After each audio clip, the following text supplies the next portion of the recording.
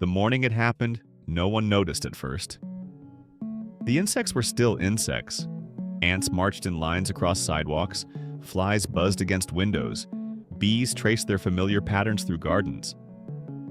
The change was not in their bodies, but in something far quieter and far more dangerous: understanding. It began at dawn when the collective hum of the world shifted imperceptibly.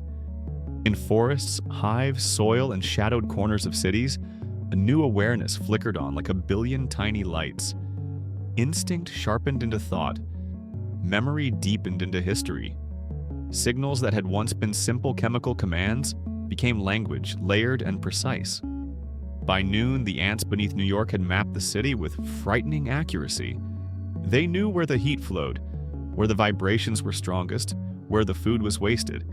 They learned quickly that humans were careless giants, endlessly producing resources and endlessly blind to the ground beneath their feet.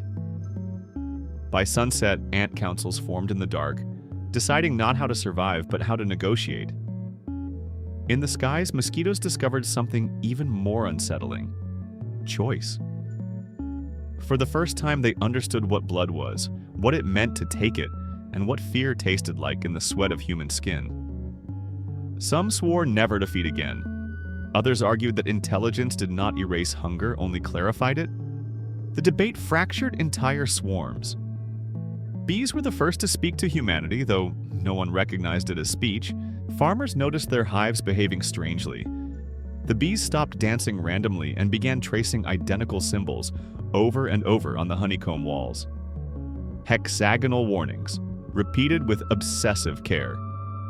When a researcher finally translated the pattern, the message was simple and terrifying. "We know what you are doing to the flowers." Panic did not come immediately. Humans are slow to accept rivals, especially small ones. But when termites abandoned houses all at once, leaving structures hollow and whispering with calculated precision, the fear became impossible to ignore. Cockroaches coordinated citywide blackouts by chewing through critical cables in synchronized waves. Locusts hovered over farmlands, not eating, just waiting. And then there were the spiders. They had always been architects, but now they were strategists.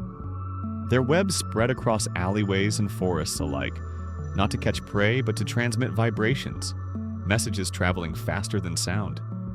Through silk and tremor, the insects of the world formed a planetary network, a mind vast enough to rival the internet and far older than any human nation. On the seventh day, the insects acted. Every pollinator on Earth stopped working.